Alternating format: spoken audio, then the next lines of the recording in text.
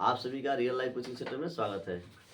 अब हम लोग आज हमारे भूगोल टॉपिक वर्ग 8 के एनएमएस के लिए हमारा जो टॉपिक है वह भूमि संसाधन से है और भूमि संरक्षण से रिलेटेड है। हमें देखना है कि भूमि संरक्षण क्या होती है और भूमि संरक्षण को कैसे इसको परिभाषित किया जा सकता है। तो सबसे पहले समझेंगे भूमि का अर्थ तो आप जान रहे हैं और संरक्षण का मतलब ये होता है कि बचाव करना। तो भूमि में क्या है कि भूमि को कैसे बचाया जाए, तो भूमि को किस प्रक्रिया से बचाया जाए, ये सारे प्रश्न हमारे दिमाग में इससे बनते रहेंगे। तो देखिए पहला टॉपिक अगर हम बात करें भूमि संरक्षण का अर्थ जान लीजिए कि भूमि संरक्षण भूमि को कैसे बचाया जाए। तो सबसे पहले मृदा अपरदन को, ठीक है, मृदा अपरदन आपने पीछे पढ़ चुका है कि मृदा अपरदन क्या होती है, मिट्टी का कटाव क्या कहलाती है, मृदा अपरदन कहलाती है। तो मृदा अपरदन को कैसे बचाया जाए। उसके बाद भूमि कभी बंजर हो जाती है तो भी क्या है, चाहे उसके बाद भूमि बाजार चरवाह होता है, इस सब को क्या किया जाए, बचाया जाए। अर्थात मैंने लिखा भी है यहाँ पे देखेंगे कि भूमि संसाधन का संरक्षण का अर्थ है भूमि कटाव, प्रदूषण और क्षरण और यहाँ पे मैंने लिखा है कि भूमि संसाधन के संरक्षण का अर्थ है भूमि कटाव, प्रदूषण, क्षरण और बंजर होने से क्या किया जाए, बचाना। हमें बंजर जो हमारी भूमि क्या हो रही है, बंजर हो रही है, क्षरण हो रहा है, उसमें प्रदूषण हो रहा है, इन सभी को क्या किया जाए, हर हाल में बचाया जाए। ठीक है, तो इन्हें मैंने क्या किया, परिभाषित कर दिया। क्या कर दिया। अब मृदा क्या होती है, मृदा क्या होती है, तो देखिए यहाँ पे पृथ्वी के जो सबसे ऊपरी परत होती है, मृदा क्या होती है, पृथ्वी का जो सबसे ऊपरी परत होती है उसे हम क्या कहते हैं, मृदा कहते हैं। देखिए यहाँ पे लिखा गया है कि पृथ्वी के पृष्ठ पर दानेदार कणों के आवरण की पतली परत मृदा कहलाती है। तो ऊपरी परत में आप देखेंगे तो यहाँ पे क्या है, आप देख रहे हैं पृथ्वी के पृष्ठ पर दानेदार कणों के आवरण की पतली परत मृदा कहलाती है। यानी मिट्टी किसे कहते हैं, तो पृथ्वी के पृष्ठ पर दानेदार क्या होते हैं, कण के आवरण को क्या कहते हैं, पतली मृदा कहते हैं। आप ये भी समझ सकते हैं कि पृथ्वी के पृष्ठ के सबसे ऊपरी भाग को क्या बोलते हैं, मृदा कहते हैं। ठीक है, अब हम बात करते हैं कि इसमें क्या क्या चीजें हैं, भूमि के निकटता से जुड़ी हुई है। अब हम बात करें यह भूमि की नैतिकता से क्या हुई है, जुड़ी हुई है। मृदा क्या है, भूमि की नैतिकता से क्या हुई है, जुड़ी हुई है। आप जानते हैं कि भूमि के अंदर में कई परतें हैं, पीछे पढ़े हैं ना कि इसमें क्या है, बहुत सारे परतें हैं। अब हम यहाँ देखिए, आप यह भूमि के निकटता से जुड़ी हुई है, यह स्थल रूप मृदा के प्रकार को निर्धारित करते हैं। जो स्थल रूप है ना, उसका जो स्थल रूप है वह मृदा के प्रकार को क्या करते हैं, निर्धारित करते हैं। मृदा का निर्माण चट्टानों से प्राप्त खनिजों और जैव पदार्थों तथा भूमि पर पाए जाने वाले खनिजों से होता है। मृदा के अगर निर्माण की हम बात करें तो किससे होता है, चट्टानों से प्राप्त, किससे बाबू, चट्टानों से प्राप्त खनिज, जैव पदार्थ तथा भूमि पर पाए जाने वाले खनिजों से होता है। यह अपक्षय यानी यह प्रक्रिया क्या है, यहाँ कह रहा है कि यह अपक्षय, अपक्षय का मतलब क्या होता है, टूटना, यानी क्या होना। अब इस प्रक्रिया द्वारा तापमान परिवर्तन द्वारा, मानव की क्रिया द्वारा, यानी अपक्षय होता है। क्या होता है, अपक्षय की प्रक्रिया के माध्यम से बनती है और खनिज और जैव पदार्थों का सही मिश्रण मृदा को उपजाऊ बनाता है। देखिए ये क्या है, यहाँ एक चीज और आप याद रखिएगा, बहुत इंपॉर्टेंट टॉपिक है। यहाँ लिखा है कि मृदा का निर्माण, किसका निर्माण बाबू, मृदा का निर्माण चट्टानों से प्राप्त खनिजों और जैव पदार्थों तथा भूमि पर पाए जाने वाले खनिजों से होता है। मृदा का निर्माण किस होता है, चट्टानों के माध्यम से होता है। किसके माध्यम से होता है, चट्टानों, क्या, चट्टानों से प्राप्त, जो चट्टान से क्या होते हैं, मेन मृदा का निर्माण अगर बात की जाए तो किससे होगा, चट्टानों से होगा। किस होगा, चट्टान से। ठीक है, तो आप इन सब चीजों को याद रखिएगा कि मृदा जो है वह उपजाऊ तब बनेगा जब उसमें खनिज और किसका, जैव पदार्थ का सही मिश्रण होगा। मृदा उपजाऊ तब बनेगा जब उसमें क्या होगा, खनिज और जैव पदार्थों का क्या होगा, सही मिश्रण होगा, तब वो क्या बनेगा। आप देखिए यहाँ पे हमने बता दिया कि ये आपका मृदा के बारे में रहा। उसके बाद हमने एक चीज छोड़ दिया, भूमि संरक्षण के प्रमुख उपाय क्या है। तो भूमि संरक्षण के प्रमुख उपाय, इन चीजों को हमें जानना है कि भूमि संरक्षण को कैसे हम क्या कर सकते हैं, कर सकते हैं। भूमि संरक्षण कैसे करेंगे, तो भूमि संरक्षण क्यों करेंगे, किस लिए करेंगे, तो ये चीज समझ लिया। भूमि संरक्षण इसलिए करेंगे कि मृदा अपरदन जो होती है, मिट्टी का जो कटाव होता है, उसको हम लोग क्या करेंगे, बचाएंगे। जो बंजर पड़ा है उसको कैसे बचाएंगे। ठीक है, इन सभी चीजों को हमें बचाने के लिए किसकी जरूरत होती है, भूमि संसाधन संरक्षण की जरूरत होती है। तो भूमि संसाधन संरक्षण के कुछ निम्नलिखित उपाय है, ये ध्यान रखिएगा। पहला है वृक्षारोपण, पहला क्या है वृक्षारोपण। दूसरा आप याद कर सकते हैं सीढ़ीनुमा खेती, कौन खेती सीढ़ीनुमा खेती। तीसरा क्या है जैविक खेती। और चौथा हाँ चराई पर नियंत्रण, मतलब चराने वाला पर क्या किया जाए नियंत्रण रखा जाए। और पांचवा वर्षा जल का संचय। अब देखिए हमें क्या होता है, इन सभी टॉपिक को हम बता रहे हैं कि अब हमें बताना है कि वृक्षारोपण क्यों करना चाहिए। वृक्षारोपण करने से क्या होता है कि मिट्टी का कटाव अधिक मात्रा में नहीं होता है, और मिट्टी के कटाव को क्या करता है रोकता है, बांध कर क्या होता है रखता है। आप देखे होंगे कि आप लोग बांस में जब जाओगे, बांस में, तो वहां देखोगे कि एकदम मिट्टी को पूरे पकड़ क्या होता है रखा होता है, समझ रहे ना, एकदम पूरे जड़ मिट्टी को क्या करता है पकड़ कर रखे रहता है। तो मिट्टी का संरक्षण इस प्रकार होगा कि आप सबसे पहले क्या करें, मतलब वृक्षारोपण करें। वृक्षारोपण से बहुत ज्यादा क्या होंगे फायदे होंगे। केवल मिट्टी का ही कटाव नहीं बचेगा, लेकिन मृदा संरक्षण को बचाने का एक तरीका बहुत बढ़िया है, ठीक है। इससे पर्यावरण भी बचता है, वृक्षारोपण से क्या होता है पर्यावरण भी बचता है, ठीक है। तो बहुत फायदे हैं वृक्षारोपण के, नहीं है कि केवल मिट्टी को ही, लेकिन हम पढ़ क्या रहे हैं भूमि संसाधन का संरक्षण। तो भूमि संसाधन के संरक्षण में सबसे बड़ा टॉपिक क्या होगा हमारी वृक्षारोपण। दूसरा है कि पहाड़ी इलाकों में क्या होता है कि हम लोग सीढ़ीनुमा खेती करते हैं। कौन खेती करते हैं सीढ़ीनुमा खेती। सीढ़ीनुमा खेती मतलब सीढ़ी के आकार का, किस आकार का सीढ़ी के आकार का। वहां से भी क्या होता है पहाड़ी इलाकों में भी, वहां पे जो पहाड़ टूटते हैं वो क्या होता है कम से कम वहां की जो मिट्टी है वो क्या होती है ठीक ठाक रह पाती है, किसके कारण सीढ़ीनुमा खेती के कारण। तीसरा हमारा टॉपिक है जैविक खेती। अब खेतों में क्या करें कि जैसे हम लोग क्या करते हैं यूरिया पोटास क्या क्या केमिकल हम लोग क्या करते हैं खेतों में लगाते हैं। इससे भी हमारा मृदा क्या होता है, मतलब भूमि जो क्या है भूमि की एनर्जी क्या हो जाती है खत्म हो जाती है, क्या हो जाती है।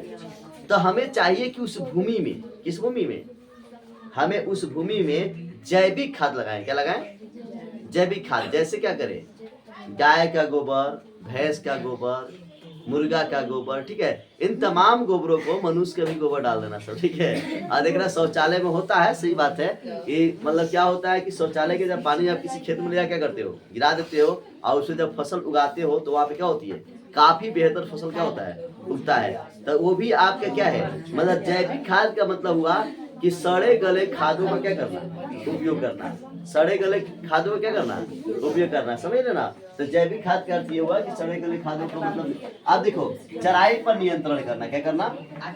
अब हमें क्या है चराई पर नियंत्रण करना चाहिए, क्या करना चाहिए चराई पर नियंत्रण करना चाहिए। इससे हमारा क्या होगा भूमि संसाधन का संरक्षण होगा। वर्षा जल का संचय, मतलब वर्षा जल का मतलब वर्षा जल को कहीं ना कहीं क्या कीजिए संचय कीजिए, और वर्षा जल का रुक कर वो आप खेतों में उसका क्या कीजिए प्रयोग कीजिए। लेकिन आज तो हमारे पास क्या है नए नए तकनीक है, हम लोग पानी खेत में इतना न लगा दे रहे हैं कि समझो कि निम्नीकरण देखने को क्या हो रहा है मिल रहा है। तो इसमें वर्षा जल के संचय से क्या होगा खेतों में नमी बनी रहेगी। आप ज्यादा नमी बनाइएगा तो भी नुकसान है, ठीक है।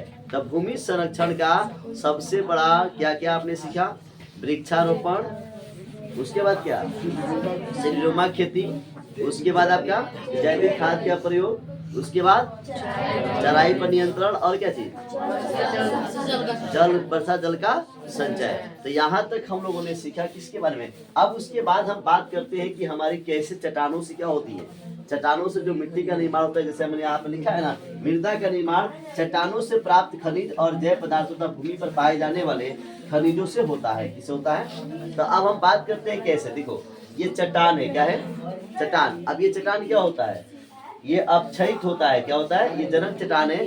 अब ये क्या होता है देखिए आपकी किताब में यहाँ से नहीं समझ में आएगा, यहाँ पे देखिए ये हमारा क्या है जनक चट्टान है। कौन चट्टान है जनक चट्टान। उसके बाद ये अपक्षयित हुआ, क्या हुआ अपक्षयित। अपक्षयित का मतलब क्या हुआ टूटना, क्या हुआ मतलब अपक्षयित चट्टान हुआ। अब चट्टान पदार्थ में बदल गया, किसमें बदल गया।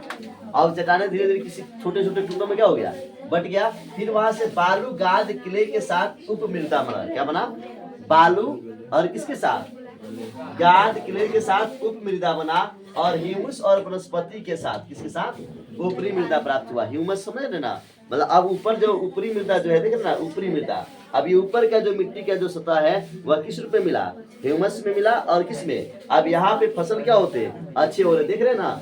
तो परत मतलब पृथ्वी के सबसे ऊपरी पृष्ठ का क्या कहते हैं, मृदा कहलाता है, क्या कहलाता है।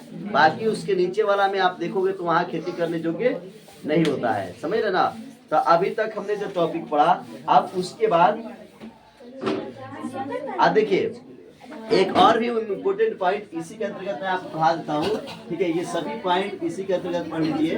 आवाज बंद करो, क्या आवाज करना शुरू कर दी लड़की सब। आप देखो एक और पॉइंट है, ये बहुत इंपॉर्टेंट पॉइंट है, आप लोग नोट कर लीजिए, परीक्षा में पूछे जाएंगे, ठीक है। केवल 1 सेंटीमीटर देखो, देख रहे हो ना, मृदा को बनने में, मृदा को बनने, ये पॉइंट में लिख लीजिए और 2026 डाल लीजिए, बनने में सैकड़ों वर्ष लग जाते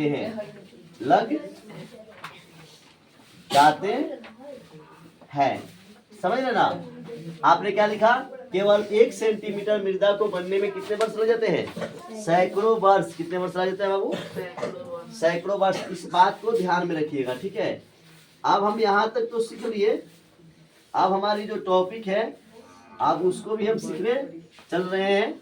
आपने देखा कि कैसे बना भाई, मृदा का निर्माण कैसे हुआ, बड़े बड़े चट्टान के क्षय होने से, बड़े बड़े चट्टान, पहले तो चट्टान क्या हुआ, अपक्षयित हुआ, फिर अपक्षयित होने के बाद क्या, बालू गाद में निकला, और फिर उसके बाद क्या हो गया, मिट्टी प्राप्त हो गया, मृदा प्राप्त। आपने देखा कि 1 सेंटीमीटर, कितना सेंटीमीटर, 1 सेंटीमीटर मृदा प्राप्त करने में कितने समय लग जाते हैं, सैकड़ों वर्ष लग जाते हैं। ये चीज आप ध्यान रखिए, इतना मानव का भी जीवन नहीं है, ठीक है।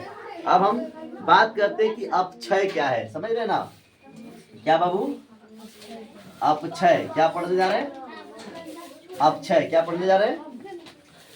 अब देखिए अपक्षय में क्या है, तापमान परिवर्तन, कौन बाबू, तापमान में परिवर्तन, ये लिख लीजिए, तापमान परिवर्तन, ठीक है। क्या बाबू, तापमान परिवर्तन, तुषार क्रिया पौधों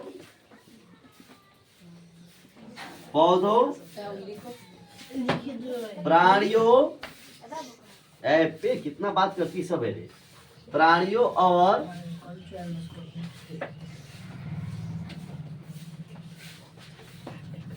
मनुष्य के क्रियाकलाप द्वारा, मनुष्य के क्रियाकलाप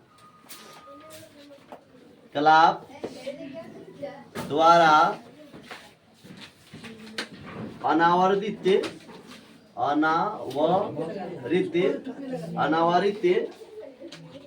शैलों का टूटना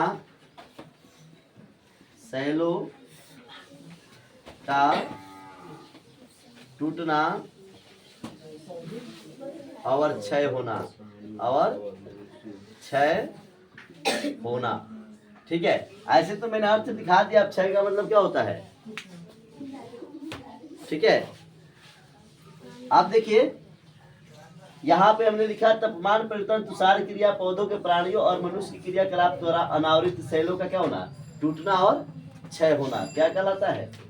ये मतलब किसके कारण होगा, क्षय कौन कौन प्रक्रिया द्वारा होगा, तापमान परिवर्तन द्वारा, तुषार क्रिया द्वारा, नहीं तो पौधों द्वारा, और प्राणियों और मनुष्य के क्रियाकलाप द्वारा ये प्रक्रिया होती है। मतलब पूछा जाए आपसे कि मतलब अपक्षय किन किन क्रियाओं द्वारा होती है, तो तुषार के द्वारा, तापमान परिवर्तन द्वारा, पौधों और प्राणियों और मनुष्य के क्रियाकलाप के द्वारा। क्रियाकलाप मतलब क्या है, जो आप कार्य कर रहे हो क्या है, क्रियाकलाप के अंतर्गत आता है। चलिए यहाँ तक अगर आपको वीडियो समझ आया तो लाइक कीजिए, शेयर कीजिए और क्या कीजिए, कमेंट कीजिए। Thank you.